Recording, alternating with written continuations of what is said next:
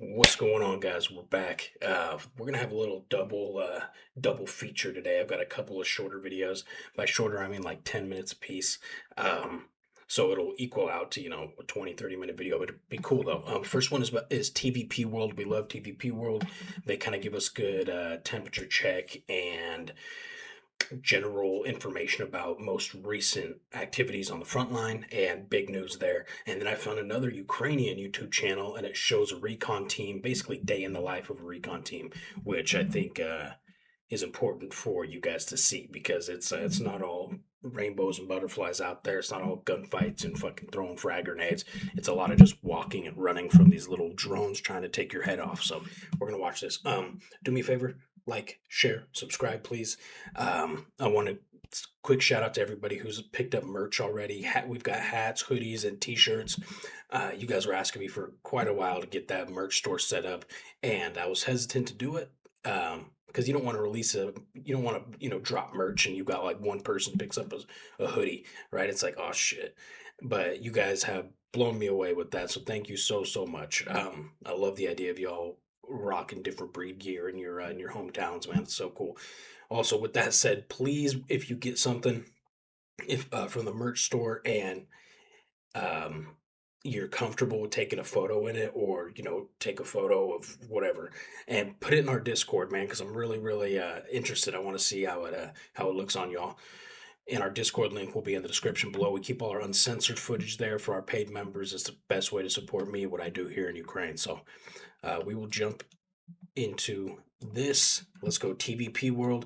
The caption is Ukraine hits vulnerable TOS 1A. I don't even know what a TOS 1A is. If I had to guess, it'd be like a self-propelled artillery system, maybe. Ladies and gentlemen, this is TVP World. You're watching another edition of Military Mind, bringing you news from the front lines. I'm your host, Benjamin Lee. Russian forces attacked Ukraine overnight with dozens of missiles and an estimated 400 drones. Most of the aerial targets were intercepted by the country's air defense systems. Commenting on the overnight strike, Ukraine's president said the country was attacked by drones and 39 missiles of various types. Ukraine's Air Force reported cruise missiles heading towards Kyiv from the south, while monitoring channels suggested those were Russian hypersonic cruise missiles of the Zircon type. Speaking of which, I had a cruise missile, not yesterday, but the day before, smashed the neighbor's building. There's like apartment blocks, and it was on the other side of my neighbor's apartment block. Dude, nobody was killed or injured, but which is crazy. But that shit shook the whole city. That shit landed heavy. According to him, destruction was recorded in 8 regions, with many private houses and apartment buildings damaged. Dozens of civilians were wounded, including children. In the Kharkiv region, 12 people were wounded, including 2 children. Zaporizhia was also targeted. 19 apartment buildings, 4 private homes, and several non-residential buildings were damaged. Following the attack, more than 500 residential buildings in 3 districts of the city were left without heating. Ukraine's State Emergency Service confirmed that 7 people were injured there. In Kyiv, garages caught fire and multiple residential buildings, including high-rise apartment blocks, were also damaged. In the Poltava region, Russian strikes caused destruction and power outages, leaving about 20,000 consumers without electricity. Moving now to the front line, where Russian forces continue advancing toward Kramatorsk along several sectors. Analysts from the Kyiv-based open-source intelligence project Deep State reported Russian advances southwest of Siversk. They also confirmed an expansion of Russian control by about 500 meters west of the city in the direction of Sloviansk, based on geolocated footage of. So this is near the area where I was over last summer when we deployed, Kramatorsk, Sloviansk.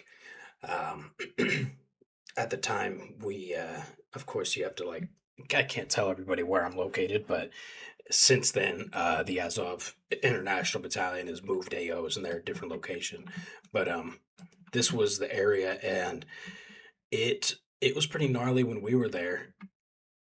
And I hear it's even worse now. I mean, it's been since the summer, right? So it's been months, and it's not necessarily that the lines have moved a lot, but just the amount of drone presence in the area has just been extreme, I guess. Artillery strikes. Analysts noted that in addition to advancing west of Siversk, Russian units have moved to within just 2 kilometers south of the city. If they capture this area, they'll be able to shell Sloviansk and Kramatorsk with both tube and rocket artillery, complicating the location used as key logistical hubs. Ukrainian military sources also reported that Russian forces destroyed a dam near the village of Osikove.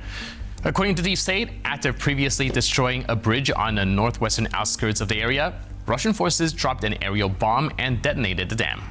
Floodwaters spread across the terrain and reached the Zhizkivka-Konstantinivka highway, rendering that stretch of road effectively impassable. Yeah, interesting. Just some kind of insider info. There's already been pretty severe flooding here in Ukraine because of the amount of snowfall that we got this winter. And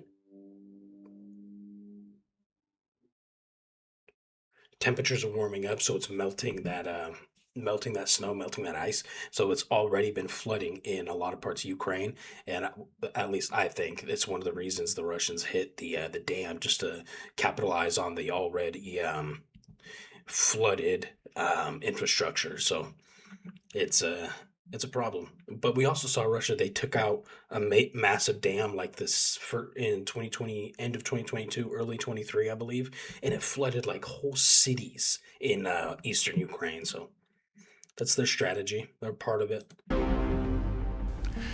The main intelligence directorate of the Ministry of Defense of Ukraine carried out successful offensive operations despite the difficult engineering situation around the village of Stepnogorsk in the Zaporizhia region. The road to the designated point was heavily mined. Russian troops expected to stop the advance at the approaches, but the armored vehicle was able to overcome the dangerous stretch of road and reach the landing area. Under cover of machine gun fire and salvo of launched grenades, the Ukrainian crew ensured the safe exit of the assault group. The infantry quickly secured positions and completed the task, securing the designated line.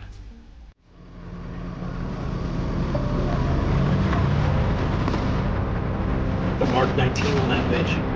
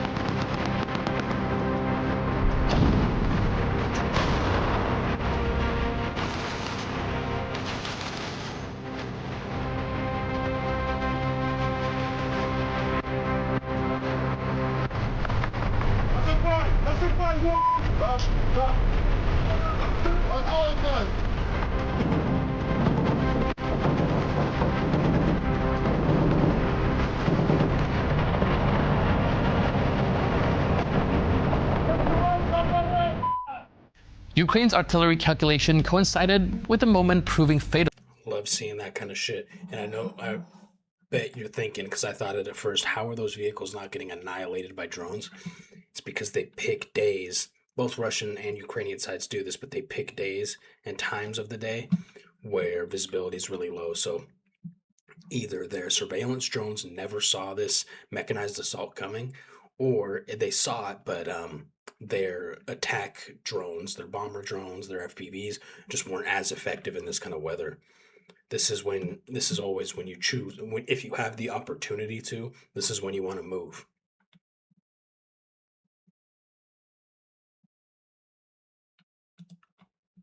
Ukraine's artillery calculation coincided with the moment proving fatal for the enemy. While reloading the heavy flamethrower system TOS-1A Sontsepyak, a precision strike was delivered. The Russian self-propelled gun was in a vulnerable position, with its guide open and ammunition ready to be loaded. Now, it was at this moment that the artillerymen fired at the target. The hit caused the rocket shells to detonate instantly.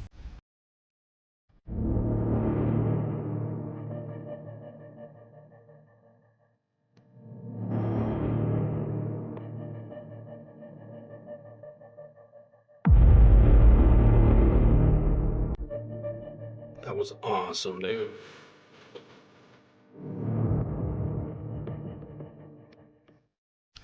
I wanted to show you guys something real quick. Look at these lines, dude. Look at that trench. So that's an anti-vehicle trench right there to stop obviously vehicles from crossing that part of the territory. But then you've all those little white dots that you see in front of the trench. Those are dragon's teeth. Those cement pyramids that also help stop vehicles. What I'm wondering is why he was just out in the open, sitting there like that. Enemy.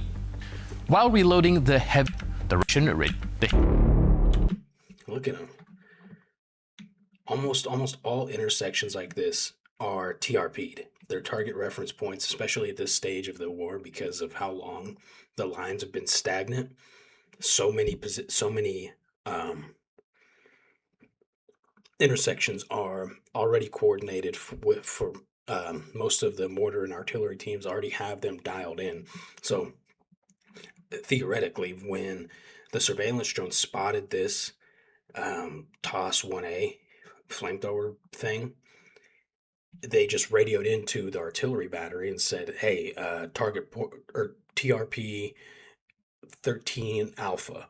And the artillery battery just looks on their sheet or their device, their database archive of TRPs. They type in the coordinates that they've already had pre-marked, and they just boom. And so they're on target every time. They don't have to bracket the target and zero in on an actual hit. Jesus. That's so gnarly.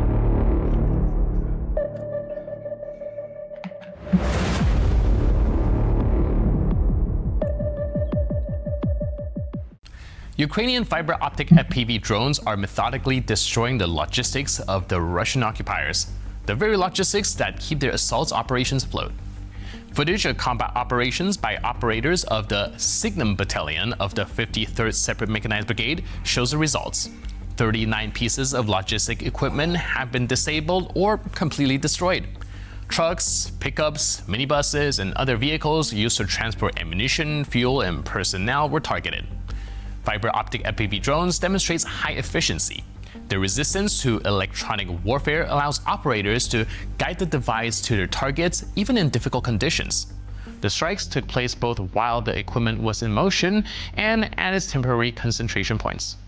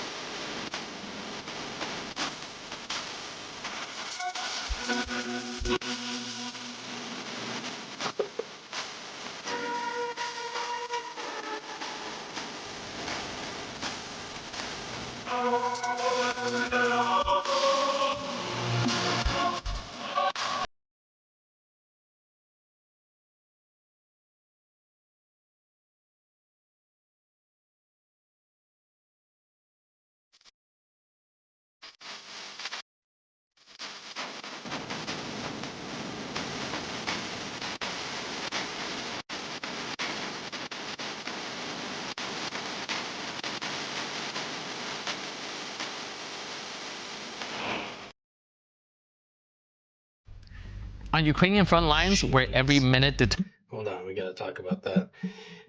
That is such a good example as to why the Russians have taken less than 1% of Ukrainian territory in the last 2 years. They can't move. Everything has to be on foot, and this kind of footage is also happening. We've seen it many a times. Is happening to the infantry soldiers as well. But the vehicles, man, they can't do anything. They can't get supplies to the soldiers. They can't move food, water, ammunition, other resources. So they just can't advance. Determines the outcome of the battle, the Queen of Hornets take to the skies, a 17-inch strike drone that has become one of the working tools of modern warfare. Its key advantage is its repairability. Its design allows for quick repairs in the field, replacing beams, electronics, or screws without complex equipment or lengthy downtime. In the reality of constant fire contact, this means minimal pause between sorties and maximum pressure on an enemy. The pilots of the Cursed Empire unit proved the effectiveness of this platform in practice. Hundreds of successful strikes on Russia's equipment, shelters, and manpower are not isolated incidents, but systemic work.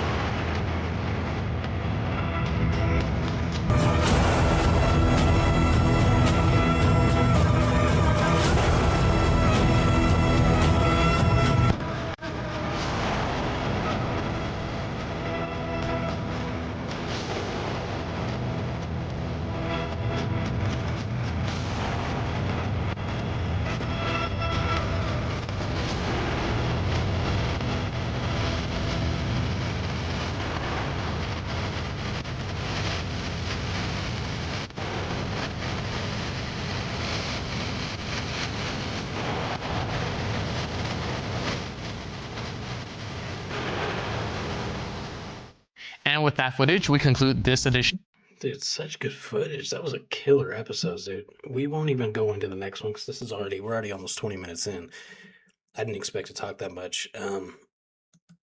But some of the best drone footage I think we've seen.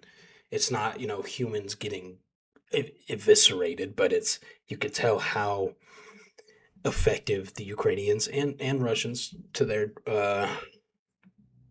defense have gotten it with these drones. Hold on, there was something I wanted to point out. I guess just the sheer amount of ordnance that look at these towns, dude. Devastated. It never is less shocking to me. And it's even worse when you're on the ground in villages like this. Aside from the danger part, right? But just seeing the devastation and seeing, going to these houses for cover or to spend the night or whatever, and there's children's books and toys and clothes. Like, people just left their houses, all their clothes, all their stuff in a lot of cases, and it's really sad. So, and these Wild Hornets, man, have gained a huge name for themselves. Very effective drone team. Okay, I will stop waffling. Do me a favor, you guys. Please like, share, subscribe. We want to blow this channel up. We're on the road to 100,000 subs, baby. And Discord link below, merch link below. Love you. We'll see you in the next video.